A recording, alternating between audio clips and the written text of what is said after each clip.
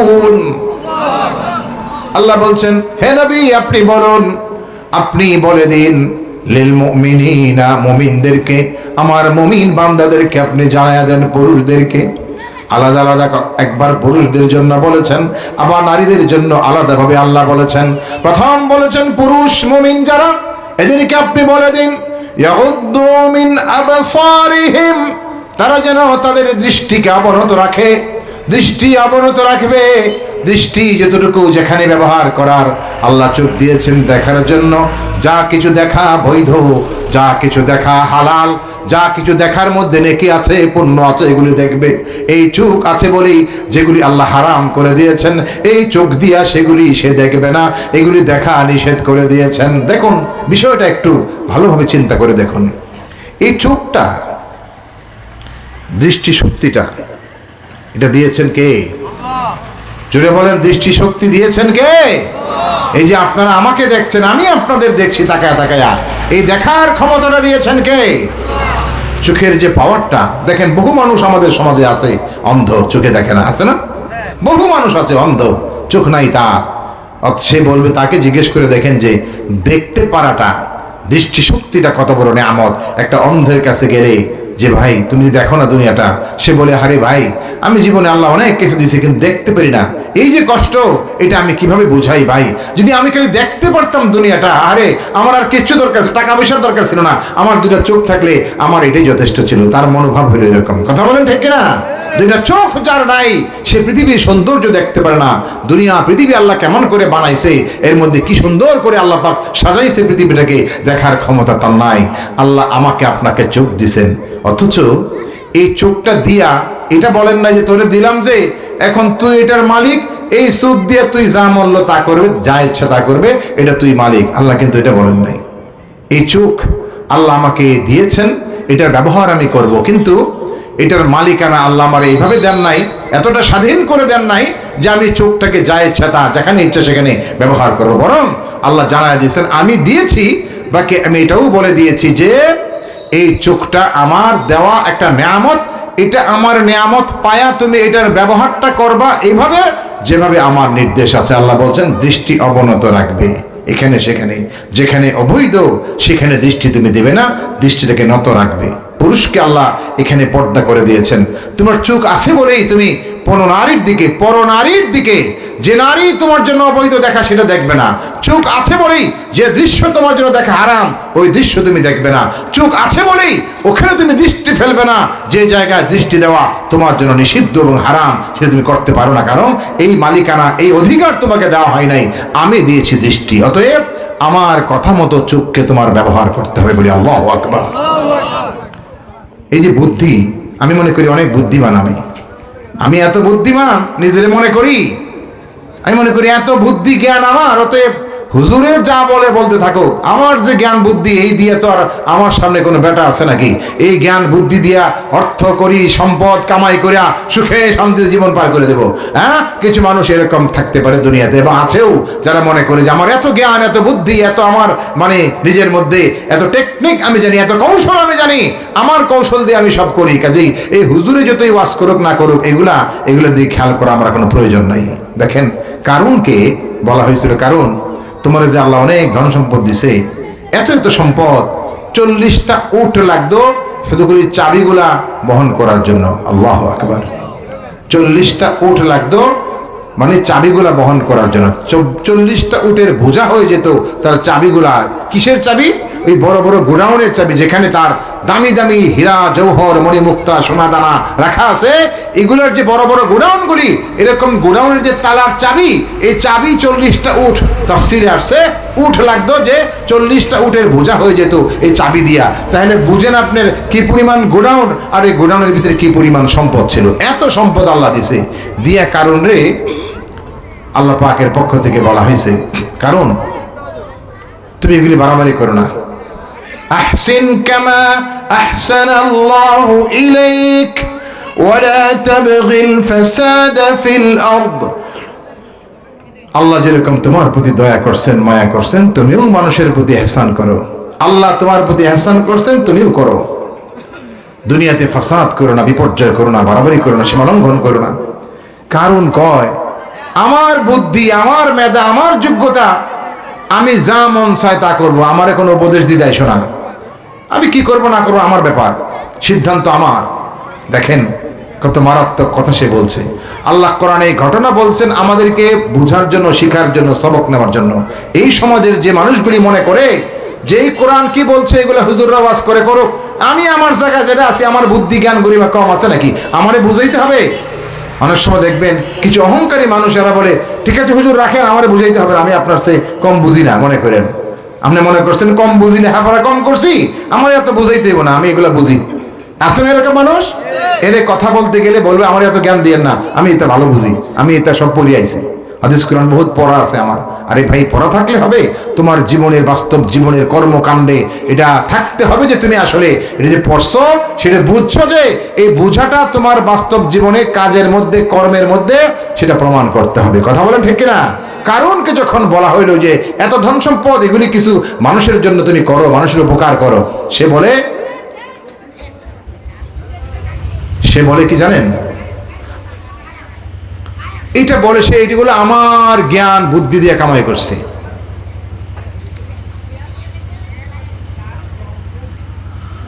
আল্লাহু আকবার। কারণ বলতেছে এটা আমার জ্ঞান বুদ্ধি দিয়ে, আমার যে বিবেক বুদ্ধি জ্ঞান গরিমা কৌশল হিকমত এগুলো দিয়ে সব আমি কামাই করছি, অতএব আমার এই জ্ঞান দিতে আইসো না, আমি বুঝি কি করতে হবে। قال إنما أوتيته على علم عندي, আমার কাছে যে জ্ঞান আছে, ইলম আছে, এই জ্ঞানের কারণে সব আমি পাইছি। এত এত ধন সম্পদ, এত এত বিশাল সম্পদের মালিক আমি হয়েছি আমার বুদ্ধি জ্ঞান যোগ্যতা খাটায়া। বড় চাকরি করি, বড় ব্যবসা করি, বড় অনেক কিছু করি, ফ্যাক্টরি চালাই। আমি মনে করি এই বুদ্ধি খাটাইয়া ফ্যাক্টরি চালাইয়া বিশাল ব্যবসা বাণিজ্য পরিচালনা করে আমি ধন সম্পদ কামাই করছি। কারণ এই কথাটা বলছিল আল্লাহর পক্ষ থেকে বলা হইল, এই যে জ্ঞান বুদ্ধির কথা তুই বলতেছস, আরে পাগল, এই বুদ্ধিটা মাথায় যে তোর একটু বুদ্ধি আছে, এই বুদ্ধিটা দিল কে তোরে? বুদ্ধি কে দিছে? জ্ঞানটা কে দিয়েছে? চোখের সামনে আমরা যে কত মানুষ পাগল ঘুরে বেড়ায়, কত মানুষ বডি ঠিক আছে, চেহারা ঠিক আছে, কিন্তু ব্রেনটা একটু আওলা আছে, কথাবার্তা উল্টাপাল্টা বলতে থাকে। আছে না এরকম? কথাবার্তার ব্যালেন্স নাই, এরকম অসংখ্য মানুষ আমাদের চারপাশে ঘুরে বেড়ায়। একটু যে মাথায় প্যাঁচ লেগে আছে, এখানে কারো কিছু করার নাই। বুদ্ধি দেওয়া না দেওয়া, জ্ঞান দেওয়া না দেওয়া, হ্যাঁ, আল্লাহ পাক আকল দেওয়া না দেওয়া, এটা ইচ্ছা কার? আল্লাহ পাকের। অতএব এই জ্ঞান নিয়ে অহংকার করার কিচ্ছু নাই। কারণ যখন সে বলছে যে আমি এগুলা তোমাদের কথা শুনতে পারবো না, আমি আমার মতো আছি, এই যা কিছু আমার এটা আমার যোগ্যতা দিয়ে অর্জন করছি, অতএব তোমাদের কথা শোনার আমার কোনো প্রয়োজন নাই।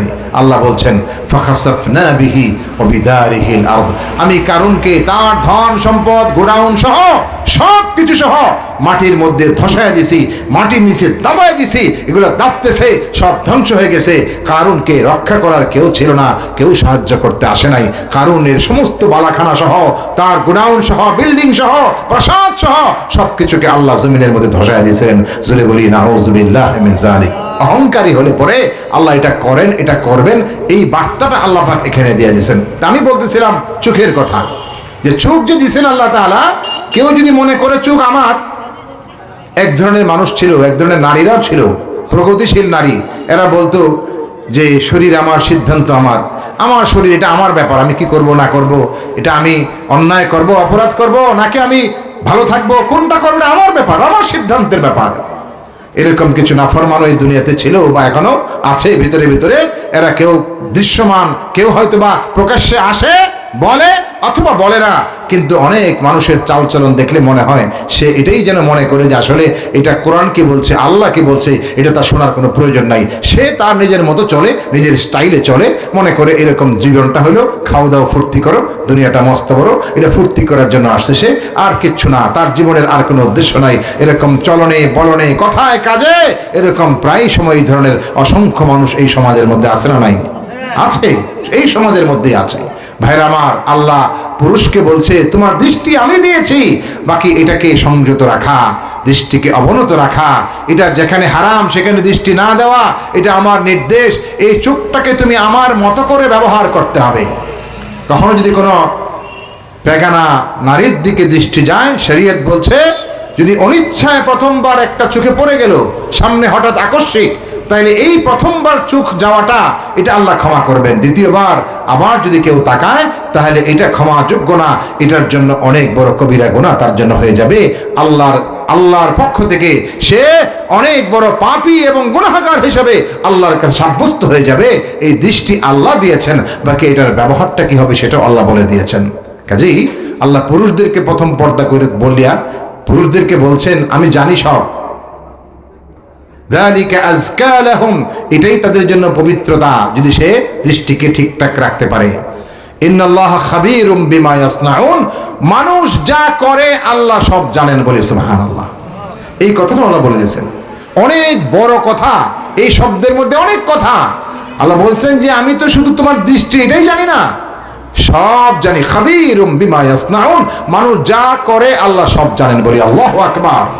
আচ্ছা আপনি বলেন তো, আমরা জীবনে যা করি, খাওয়া দাওয়া, ঘুম, কায় কারবার, ব্যবসা বাণিজ্য, চলাফেরা, উঠা বসা, যা করি এই সমস্ত কিছু আল্লাহ জানেন কি জানেন না?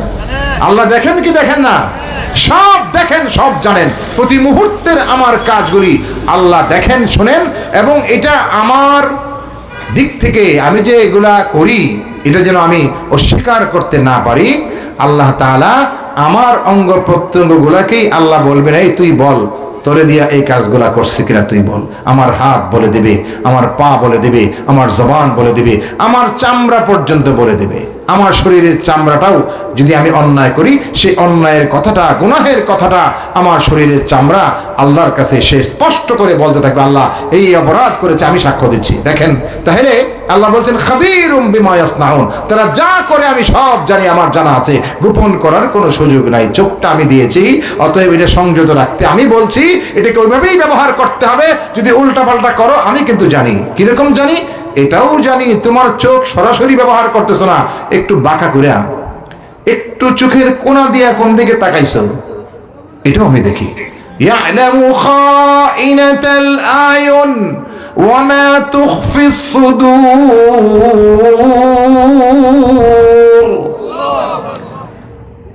চোখের কোণে কোন জিনিস দেখো, চোখ বাঁকা চোখে তুমি কি দেখো, সেটাও আমি আল্লাহ জানি। ইয়ালাম খাইনাতাল আয়ুন, চোখের যে খেয়ানত করো, চুরি করে তুমি দেখো, মানুষ হয়তো দেখছে না, তুমি কিভাবে আর চোখে বাঁকা চোখে তুমি দেখে নিচ্ছ একটা দৃশ্য যেটা আমি হারাম করে দিয়েছি। এমন কোন নারীর প্রতি তাকাচ্ছ, এমন কোন জিনিসের প্রতি তাকাচ্ছ যেটা আমি হারাম করে দিয়েছি, তুমি এমন ভাবে তাকাচ্ছ তোমার সামনে যারা এরা বুঝতে পারবে না, আশপাশে যারা এরাও বুঝতে পারবে না, কিন্তু গোপনে চুরি করে তুমি যে দেখছো, দুনিয়ার কেউ না জানলেও আমি আল্লাহ জানি বলি আল্লাহু আকবার। আমি আল্লাহ জানি, কেউ না জানলেও। আরো শুধু তোমার চোখটা কি করো, এই শুধু চোখের খবরই রাখি না আমি।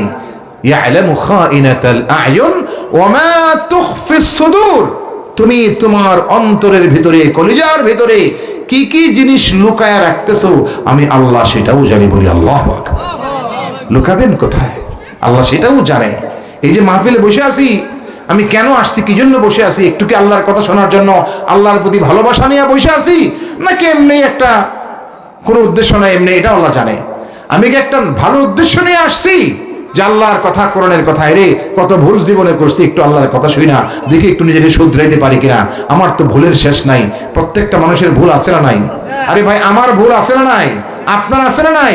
প্রত্যেকটা মানুষের ভুল আছে। ভুল থেকে আমরা কি করে একটু বের হয়ে আসতে পারি, ভুল ত্রুটিগুলি একটু সংশোধন করিয়া জীবনটাকে আমরা কিভাবে একটু পবিত্র করতে পারি, এই জন্য কাজে আল্লাহ সব যেহেতু জানেন, আপনি লুকাবেন কি? কোথায় লুকাবেন? কোনটা লুকাবেন? আপনি সূরাতুল কাফ পড়েন, সেখানে আল্লাহ পাক আরো স্পষ্ট করে বলছেন।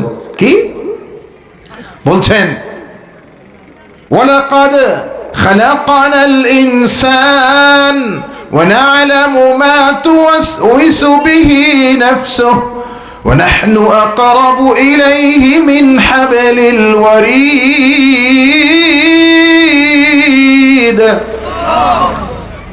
কোরআন কত সুন্দর, চমৎকার। কেউ যদি সুন্দর করে কোরআন পড়ে, আল্লাহর কালাম সুললিত কণ্ঠে পড়া, এটাও সুন্নাত, এটাও বিধান, এটা আল্লাহ পাক এটা চান, আল্লাহ পছন্দ করেন।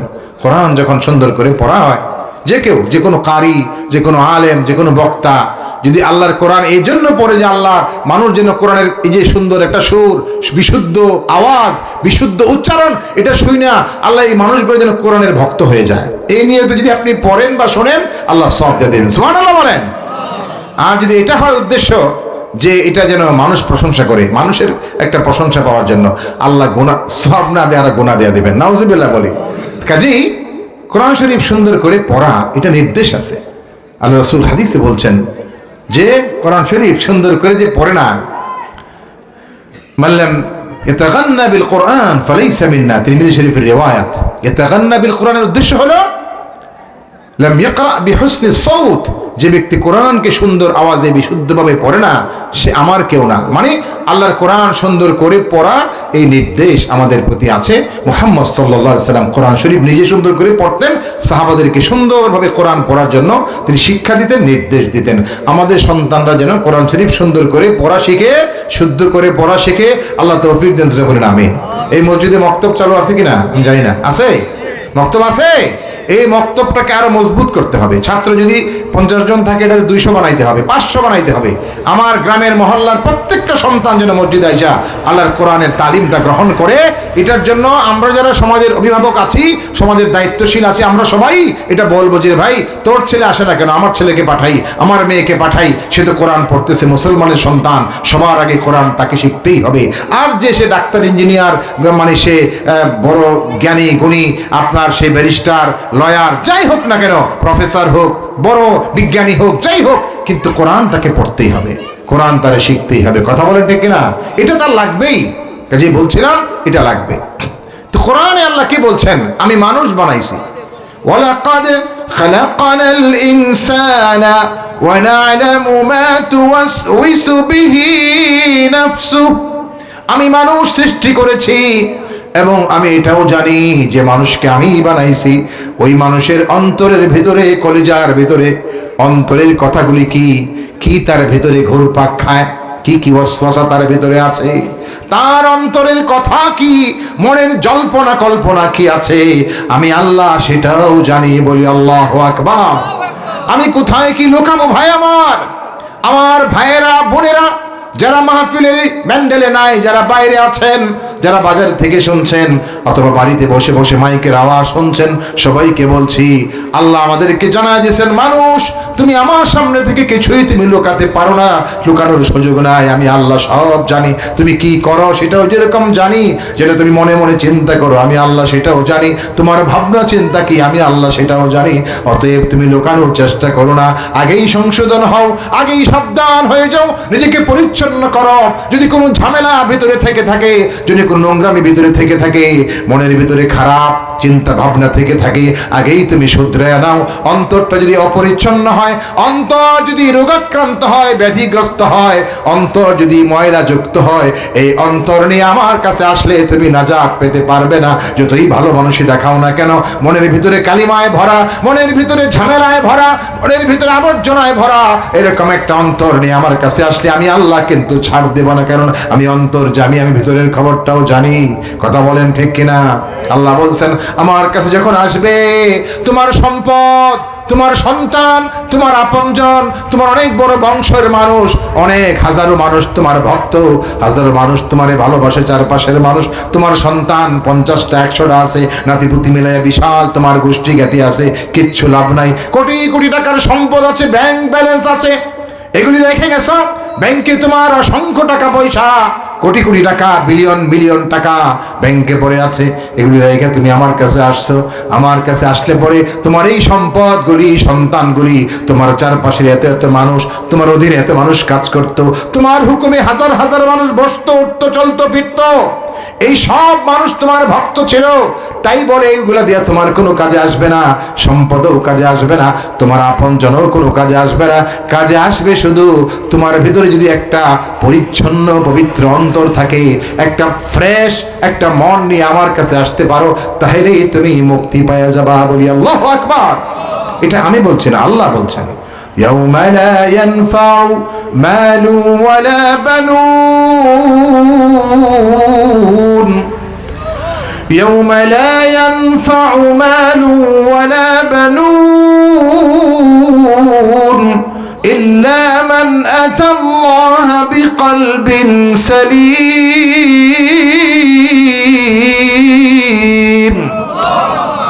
সম্পদ সন্তান নিয়ে আসলে কোনোটাই কোনো কাজে আসবে না, বরং একটা পরিচ্ছন্ন পবিত্র অন্তর দিয়ে তুমি যদি আসতে পারো, এটাই আমার কাছে কাজে আসবে, এটাই তোমাকে মুক্তির ওসিলা হয়ে যাবে, আমার কাছে নাজাত পাওয়ার কারণ হবে। যদি তুমি অন্তরটা ভালো একটা পরিচ্ছন্ন মন নিয়ে আসতে পারো, তাহলে বোঝা গেল ঝামেলা থাকলে, হিংসা থাকলে, বিদ্বেষ থাকলে, খারাপি থাকলে, মানুষের বিরুদ্ধে ষড়যন্ত্র করার অভ্যাস থাকলে আল্লাহর কাছে ছাড় পাওয়া যাবে কি যাবে না?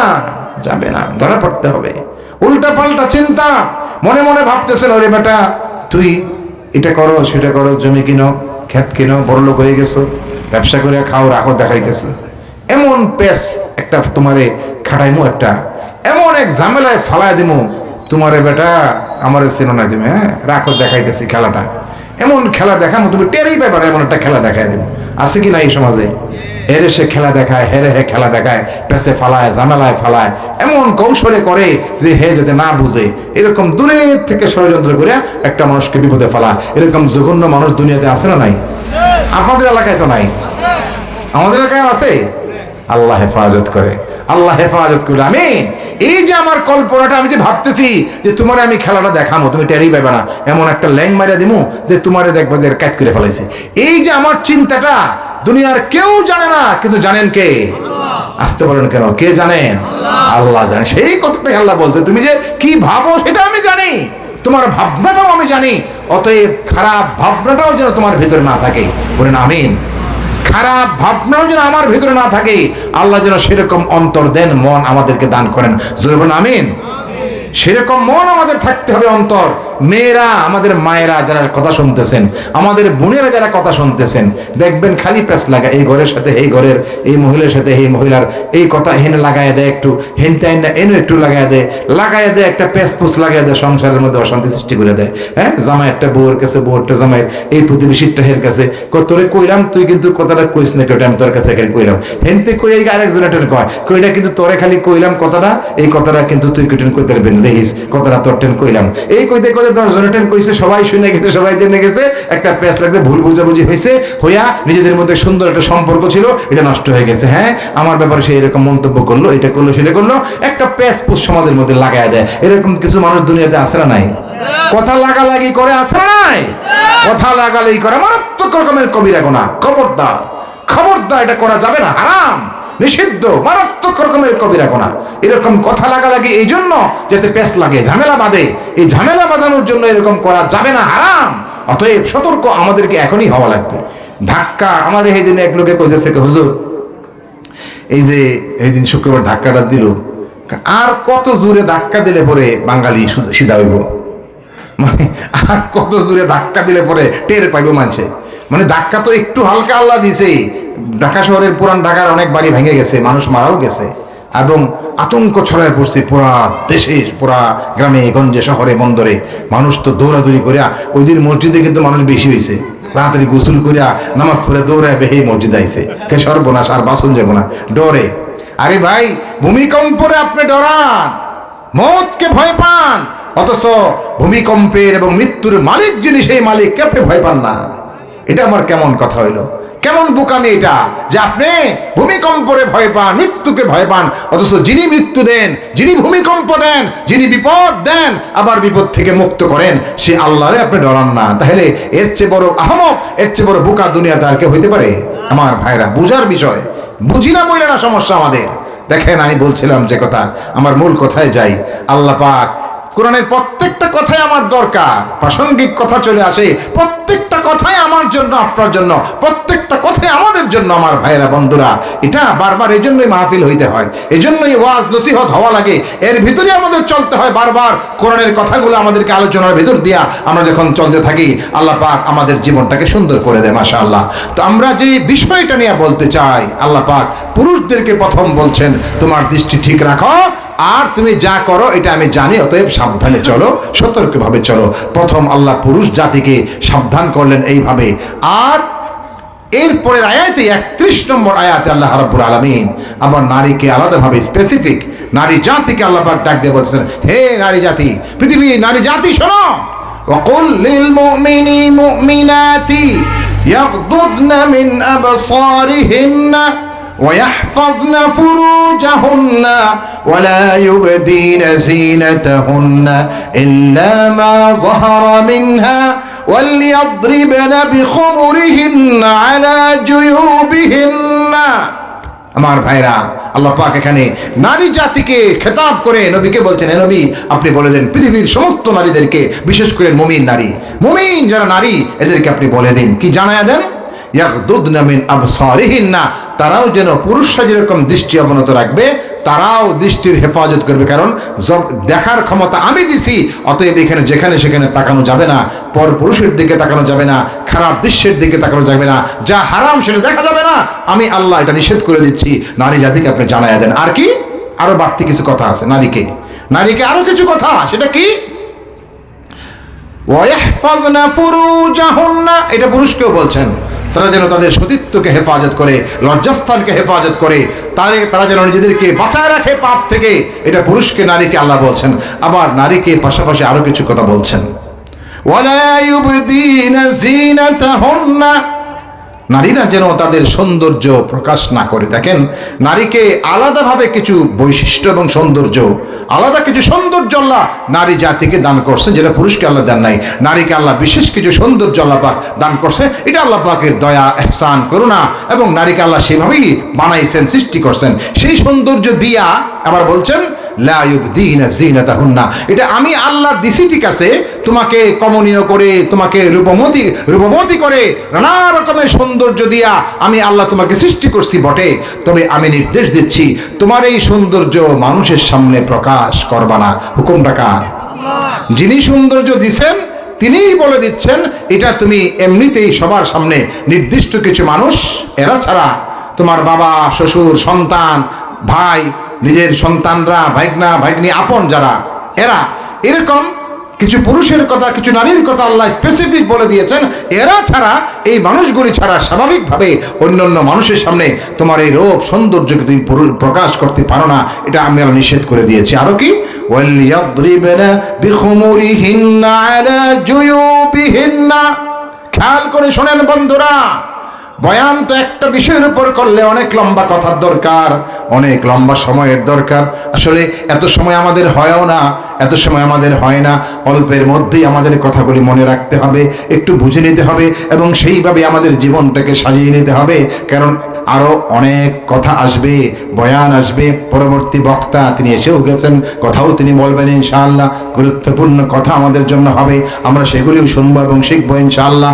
নারীর জন্য আল্লাহ পাক বাড়তি যেটা বলছেন, তোমার সৌন্দর্য প্রকাশ করবে না, আরো বলছেন ওয়ালিয়াদরিবনা বিখুমুরিহিন্না আলা জুয়ুবিহিন্না, হে নারী, তোমার যে ওড়না আছে, তোমার যে কাপড়টা আছে, ওড়না যেটা, এটা খুমুর, খিমার যেটা, খিমার ওড়নাটা, এটা তুমি বুকের উপর রাখবা আলাদাভাবে। দেখেন আল্লাহ বলে দিছে আলা জুয়ুবিহিন্না, তোমার বক্ষদেশকে, তোমার বক্ষদেশ আবৃত রাখবে। তোমার যে খিমার আছে, এমন খিমার যা দিয়া ঢাকা যায়, এমন শিপনের কাপড়ের, জর্জেট কাপড়ের, এমন পাতলা না যেটা দেওয়া আর না দেওয়া সমান কথাই, আছে না নাই?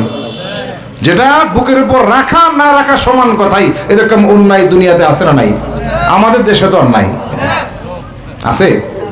আর এবার আল্লাহ বলছেন, এটা আল্লাহর কথা, এটা কোনো, এটা খামখেয়ালি ব্যাপার না যে আপনি মন চাইলে যা মরলো তা করলেন। আল্লাহ বলছেন ঢাকতে, তো ঢাকবেন তো যেটা দিয়ে ঢাকা হয় সেটা দিয়া, যে জিনিস দিয়ে ঢাকা হয় না, আরো ঝলমলা, আরো পরিষ্কার, এটা কি ঢাকা হইলো? ঢাকা হইল না। আল্লাহ বলছেন, আল্লাহ নির্দেশ দিচ্ছেন, আমি তোমাকে বাড়তি কিছু রূপ সৌন্দর্য দিয়েছি, এবং আমি নির্দেশ দিচ্ছি তোমাকে বক্ষদেশ তুমি ঢেকে রাখবে এমন কাপড় দিয়ে, এমন ওড়না দিয়ে যা দিয়া ঢাকা হয়। যদি ঢাকাই না হয় তাহলে এই ওড়নাতে ব্যবহার করা আর না করা সমান কথা। অতএব আমার মায়েরা, বোনেরা, শিখে নেন এবং বুঝে নেন ব্যাপারটা। কোরআন যেটা বলছে আমরা সেটা মানবো নাকি আমার মন মতো মানবো? কোনটা? কোরআন মানবো নাকি মন মতো? কোরআন যেটা বলছে সেটা মানবো। আমার মন মতো মানলে তো আর পর্দা হবে না। আমার ভাইরা, আল্লাহ বলছেন ওয়ালিয়াদরিবনা বিখুমুরিহিন্না আলা জুয়ুবিহিন্না ওয়ালা ইউবদিনা যিনাতাহুন্না। আবার বলছেন সৌন্দর্য, দুইবার কথাটা বলছেন, তোমাদের যে রূপ সৌন্দর্য আমি দিয়েছি এটা স্বাভাবিকভাবে নির্দিষ্ট কিছু পুরুষ ছাড়া, ভাই, তোমার সন্তান, বাবা, শ্বশুর, এরকম ভাইগনা, ভাইগনি, ভাতিজা, আপন, ওই চাচাতো ভাইয়ের ছেলে, মামাতো ভাইয়ের ছেলে, খালাতো ভাইয়ের ছেলে, ওইটাও ভাতিজা, ওইটি ভাতিজা, ওইটি সব পর্দা করা লাগবে। ওইটি ভাতিজা হলেও তার সাথে তোমার পর্দা আছে। যতটুকু মানে অংশ স্বাভাবিক খুলে যায়, হাতের তালুর কথা বলা হয়েছে, কোন কোন তাফসিরে চেহারার যে অংশটা একান্তই খুলেছে এটাও বলা হয়েছে। আবার বলার পরেও আবার সমস্ত মুফতিরা এটা নিয়ে গবেষণা করে ফতোয়া দিয়েছেন, চেহারা যেহেতু মানুষের সৌন্দর্যের মূল অংশ, তার আল্লাহ পাক নারীকে যে সৌন্দর্যগুলো দিয়েছেন এর মধ্যে মূল অংশটাই চেহারার মধ্যে, অতএব এই চেহারাটাকে ঢেকে রাখতে হবে। এটার ব্যাপারে সমস্ত দুনিয়ার আলেম এবং মুফতিরা এটার উপর ফতোয়াও দিয়েছেন। এটা নয় যে আপনি এটা খোলা রাখবেন, সৌন্দর্য প্রকাশ করে বেড়াবেন, এটাও ঢেকে রাখতে নির্দেশ দেওয়া হয়েছে। অতএব এটাও সৌন্দর্যের গুরুত্বপূর্ণ অংশ। যেহেতু আল্লাহ বলছেন সৌন্দর্য প্রকাশ করবে না, তার মানে চেহারা সৌন্দর্যের মূল অংশ, এটা তো একেবারে সেন্টার। অতএব এই অংশটা তুমি মানুষের সামনে প্রকাশ করবে না, এটাই নির্দেশ, এটাকে ঢেকে রাখতে হবে। এটা নির্দেশটা হলো কার? যেটা বলে নির্দেশটা কার? আল্লাহ, আল্লাহর নির্দেশ। এখন বলবেন যে হুজুর আল্লাহর নির্দেশ আমি তো মানলাম না। না মানলেন, কিন্তু পরিণতি ভোগ করতেই হবে কি হবে না? পরিণতি ভোগ করতে হবে, আজ হোক কাল হোক, কঠিন পরিণতি ভোগ করতে হবে যদি আল্লাহর হুকুমটা আমরা মানতে না পারি। আমার ভাইরা, সময় তো চলে যাচ্ছে, কথা তো অল্প, কিন্তু এমনি সময়ের দিকেও আমাদের খেয়াল করতে হচ্ছে। তো আমার যেটা আবেদন নিবেদন, যেটা অল্প কথার ভেতরে, যা শোন, কোরআনের প্রত্যেকটা কথা নারীকে আল্লাহ আলাদাভাবে বলছেন তোমার বক্ষ দেশ ঢেকে রাখবে, তোমার সৌন্দর্য তুমি প্রকাশ করবে না। আবার বলছেন তোমার পাগুলি আছে যে পাগুলি, ওয়ালা ইয়াদরিবনা বিআরজুলিহিন্না লিয়ু'লামা মা ইউখফিনা মিন যিনাতিহিন্না। এমন ভাবে চলবে না যে চলার কারণে তোমার দিকে মানুষ তাকায়। চলার মধ্যে তোমার পায়ে এমন সব জিনিস অলংকার পরছো, পায়ে নুপুর টুপুর পরছো, এমন শব্দ করে চললা মানুষ যেন তাকায় দেখে, এটাও তুমি করো না। আল্লাহ কত সুন্দর করে বুঝায়া নারীকে বলছেন যে তুমি এইভাবেও চলাফেরা করো না যেন মানুষ তোমার দিকে তাকায়। এই অবস্থাটা তোমার থেকে তুমি করো না, বরং তুমি নিজেকে তুমি আরো সুন্দরভাবে সেফ রাখো, তোমার নিজেকে তুমি আরো পবিত্রভাবে চলাফেরার চেষ্টা করো, শালীনভাবে তুমি চলাফেরার চেষ্টা করো। অফিসে যাওয়া লাগলে যাবে, কারখানায় যাওয়া লাগলে যাবে, কিন্তু পর্দা করে যাবে, শালীনভাবে যাবে। তোমাকে আল্লাহ তোমার সৌন্দর্য ঢাকতে বলছেন, সেটা মেনেই তুমি যাবে। এটা আল্লাহর যেহেতু নির্দেশ, অতএব আমার মন মতো এখানে ব্যাখ্যা করার কোনো সুযোগ নাই। এটা আল্লাহর হুকুম যেহেতু, অতএব আমার মন মতো ব্যাখ্যা করার কোনো সুযোগ নাই। তাহলে আসুন, শুধু পর্দাই নয়, আমি বলছিলাম পর্দা তো একটা বিধান, এরকম আল্লাহর প্রত্যেকটা বিধান আমার চলায় বলায় ওঠায় ফেরায় কায় কারবার, আমার জীবনের প্রত্যেকটা কর্ম আঞ্জাম দিব কার নির্দেশ মতো? আল্লাহ নির্দেশ মতো, মুহাম্মদুর রাসূলুল্লাহ সাল্লাল্লাহু আলাইহি সাল্লামের সুন্নাত মতো, নবী যেমনি শিখাইছেন সেই মতে আমাদের প্রত্যেকটা কাজ আঞ্জাম দিব। এটা যদি পারি তাহলে ইনশাআল্লাহ আমাদের আর কষ্ট হবে না। দুনিয়াটাকে আল্লাহ এমন শান্তি দিবেন, দেখবেন অল্প কষ্টে আল্লাহ অনেক বরকত দিয়ে দিবেন। আপনি ব্যবসা করবেন, খালি বরকত হবে। আপনি কাজ করবেন, দেখবেন খালি বরকত হয়েছে। আল্লাহ সন্তান দিয়েছে, সন্তানগুলো মানুষের মতো মানুষ হবে। আপনি দেখবেন চারদিকে যেখানেই একটা কিছু করতে যাবেন, এটার মধ্যে আপনি একটা সহযোগিতা পেয়ে যাবেন, মানুষ আপনাকে ভালোবাসবে, মানুষের সহযোগিতা আপনি পাবেন, মানুষের অন্তরের মধ্যে আপনার প্রতি মানুষের মহব্বত আল্লাহ ঢেলে দিবেন। চারদিক থেকে আপনি রহমতের আপনি আলামত, আল্লাহর দয়া ভালোবাসার আলামতগুলি আপনার চোখে ফুটে উঠতে থাকবে। আপনি দেখবেন নিজের চোখেই, যদি আল্লাহর নির্দেশ মতো জীবনটা আমরা করতে পারি। আর যদি মন মতো ইচ্ছা মতো, তাহলে চেষ্টা করবেন অনেক বেশি, এই করার সেই করার, বাড়ি করার, বিল্ডিং করার, অনেক সাধনা, কিন্তু দেখবেন রেজাল্ট জিরো, কিচ্ছু হচ্ছে না, হয় না। হাত দিবেন, যেখানেই হাত দেন খালি মাটি হয়ে যায়। ধরছেন সোনা, এটা ছাই হয়ে গেছে। আর যদি আপনি আল্লাহর রহমতের মধ্যে থাকেন, ছায়ে হাত দিবেন, আল্লাহ সোনা বানায় দিবে। সুবহানাল্লাহ বলেন, মানে প্রত্যেকটা কাজের মধ্যে আল্লাহ বরকত দিবে। ফসল লাগাইবেন, ফসলে বরকত হবে, ফলের মধ্যে বরকত হবে, কারবারের মধ্যে বরকত হবে, আপনার যা কিছু আল্লাহ ইনকাম করে ইনকামের মধ্যে বরকত হবে, সন্তানগুলি নেককার হবে, স্ত্রীর মধ্যে আল্লাহ পাক সেই মানসিকতা দিবেন, স্বামীর প্রতি মহব্বত ভালোবাসা থাকবে, নিজেদের মধ্যে বোঝাপড়া ভালো হবে, সুন্দর সম্পর্ক থাকবে, সব জায়গায় রহমত পাবেন। আর উল্টা পাল্টা চললে দেখবেন যে উপরে দেখালি লেভেল, ভিতরে কিন্তু আগুন জ্বলতে থাকবে। আল্লাহ আমাদের সবাইকে বুঝার তৌফিক দেন, আমিন। কথাগুলি যেন আমরা বুঝতে পারি, উপলব্ধি করতে পারি এবং আল্লাহর বিধান, পর্দার বিধান সহ আল্লাহর প্রত্যেকটা বিধান যেন মেনে চলতে পারি। আল্লাহ আমাদের তৌফিক দেন। আমিন, আল্লাহুম্মা আমিন। ওয়া আখিরু দাওয়ানা আনিল হামদুলিল্লাহি রাব্বিল আলামিন।